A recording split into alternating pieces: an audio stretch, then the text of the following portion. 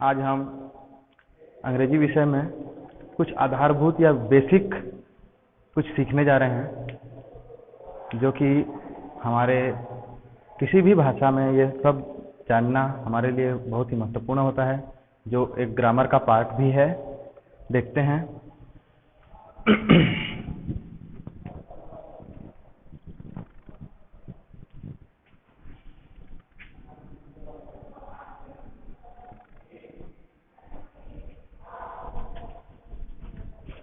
तो देखिए, यहाँ पे मैंने दो शब्द लिखे हैं, अल्फ़ाबेट एंड लेटर। तो अल्फ़ाबेट हम सब जानते हैं, लेटर भी जानते हैं, लेकिन इन दोनों में हमको क्लियरेंस चाहिए, मतलब साफ साफ हमको पता चले कि अल्फ़ाबेट क्या है और लेटर क्या है। तो देखिए, हमने लिख दिया ए, हमने लिख दिया डी, हमने लिख दिया ई। तो क्या हम इस ए को अल्फ़ाबेट कह सकते हैं, या फिर क्या हम डी को अल्फ़ाबेट कह सकते हैं, या ई को अल्फ़ाबेट कह सकते हैं? तो इसको जानना है, ज़रूरी है हमको कि अल्फ़ाबेट मीन्स वर्णमाला, जो कि प्रत्येक भाषा में होती है। हमारे हिंदी में अ से लेके ज्ञ से ज्ञानी तक होता है, और इंग्लिश में ए टू जेड। ठीक, ए टू जेड होता है। तो इसमें हमको समझने वाली बात यह है कि वर्णमाला जो होता है, माला, वर्णमाला, वर्णों की माला।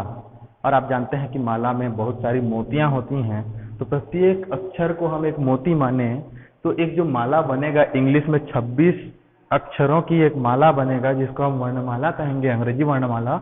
उसी को हम इंग्लिश में अल्फ़ाबेट कहते हैं। ठीक, अब लेटर क्या है? लेटर मीन्स होता है वर्ण। ओके, तो जो अल्फ़ाबेट में जो लेटर को या अक्षर को हमने मोती माना था, तो ये होगा मोती।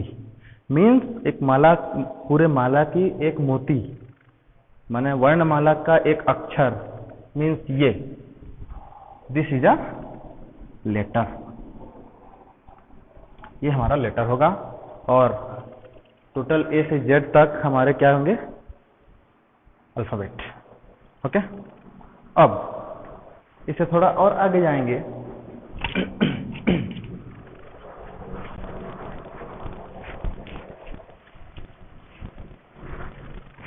तब हमको मिलता है वर्ड। हिंदी में बोलते हैं इसको शब्द। शब्द क्या है? तो शब्द से हमारा मतलब होता है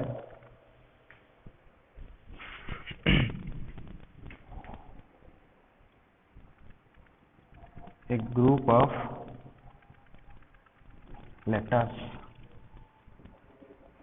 a group of letters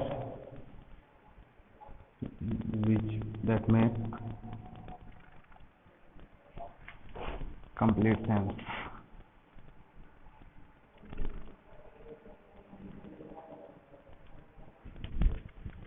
Okay, a group of letters that makes complete sense. यहाँ पे हम complete sense को पहले समझ लें।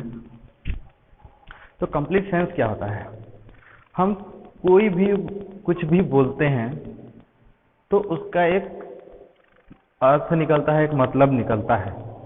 जैसे मैं बोलूँगा कमल, तो आपके माइंड में कमल का चित्र छपेगा, तो आप समझ जाएंगे कि ये फूल की बात कर रहे हैं।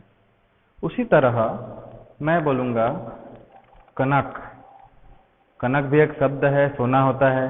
तो ये कनक शब्द का एक मतलब निकला, तो वो होता है कंप्लीट सेंस। मीन्स हमको जो शब्द हम या जो कुछ भी बोलेंगे वो पूरा पूरा समझ में आ जाए, तो उसको बोलते हैं कंप्लीट सेंस मिलना, पूरा पूरा उसका अर्थ मिलना। हमको अगर समझ में आ गया तो वो देता है कंप्लीट सेंस देता है। तो a group of words, a group of letters. तो ग्रुप ऑफ लेटर्स क्या होता है?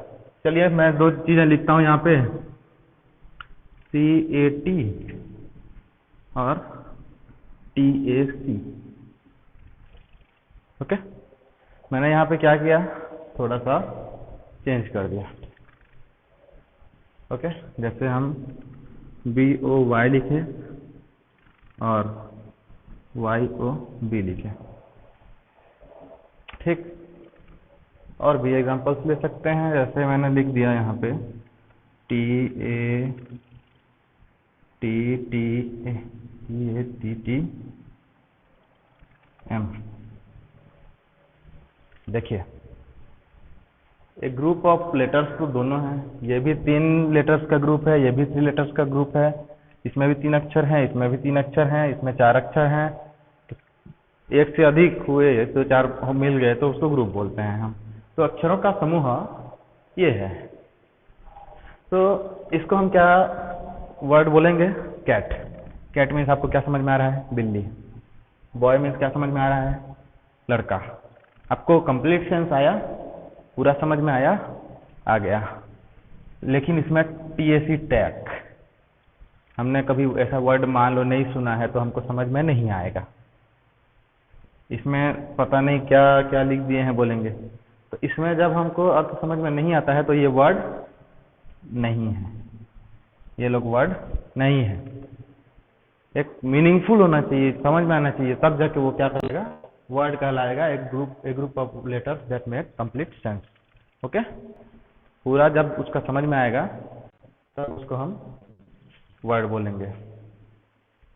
हिंदी में इसको हम लिख सकते हैं, अक्षरों का वह समूह जो अर्थपूर्ण हो। अक्षरों का वह समूह जो अर्थपूर्ण हो वह शब्द कहलाएगा। जिसका कोई अर्थ निकले वो शब्द होगा। नेक्स्ट आते हैं, इससे भी थोड़ा आगे, इससे थोड़ा विस्तृत।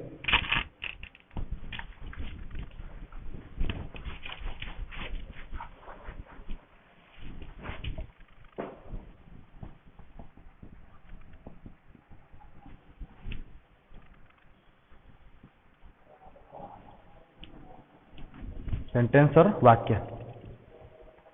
तो वाक्य में क्या है, हम पहले पढ़े अक्षर, लेटर पढ़े, लेटर्स से मिलके बना वर्ड, मतलब अक्षरों से मिलके शब्द बना, अक्षरों का समूह। अब शब्दों का समूह क्या बन जाएगा, सेंटेंस बन जाएगा, वाक्य बन जाएगा। तो यहाँ पे हम लिखते हैं a group of words that make complete sense.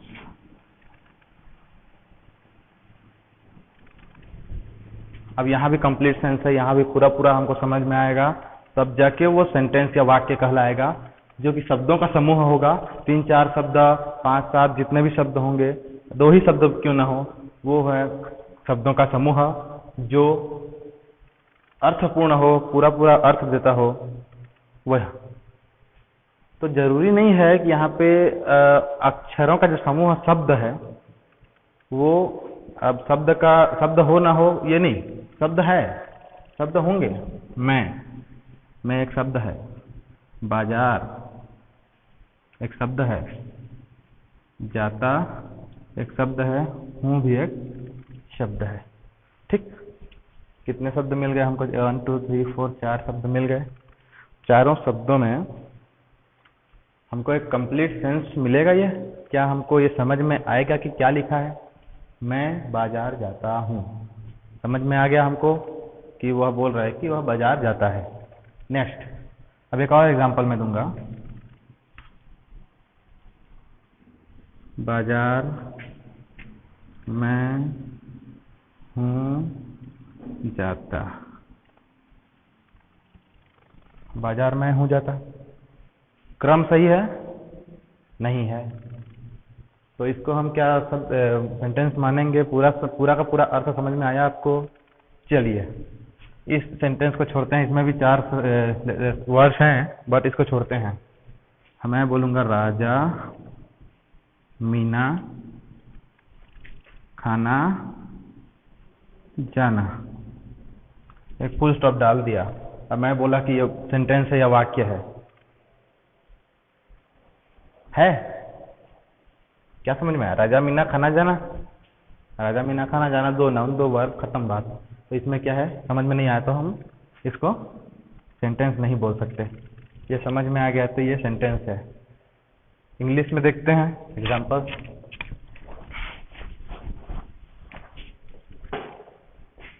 I eat sleep mango. हमारे पास वर्ड्स तो हैं, सही सही सब वर्ड्स हैं, हमको समझ में आता है। आई माने मैं होता है, ईट माने खाना होता है, स्लीप माने सोना होता है, मैंगो माने आम होता है। लेकिन इसका क्रम या फिर ये जो पूरा जुड़ के बनेंगे, वाक्य बनेंगे सब समूह बन के, तो ये कंप्लीट सेंस देंगे। देखिए, मैं खाना सोना आम, मैं खाना सोना आम, ये क्या है? तो ये क्या है? फेल हो गया, क्योंकि ये कंप्लीट उत्तर या अर्थ हमको नहीं दे पाया, कंप्लीट सेंस नहीं दे पाया। इसका मतलब ये क्या है? सेंटेंस नहीं होगा। अब इसको हम लिखेंगे आई ईट ए मैंगो। ये भी 4 वर्ड से बना है, बट इसमें समझ में आ गया है कि मैं आम खाता हूं। आई स्लीप एट नाइट, मैं रात को सोता हूँ। आई स्लीप एट नाइट, मैं रात को सोता हूँ। ये समझ में आ गया हमको। तो ये दोनों क्या हैं? कंप्लीट सेंस दिए, पूरा पूरा हमको अर्थ मिला, तो ये क्या बन जाएंगे? सेंटेंसेस बन जाएंगे। ठीक।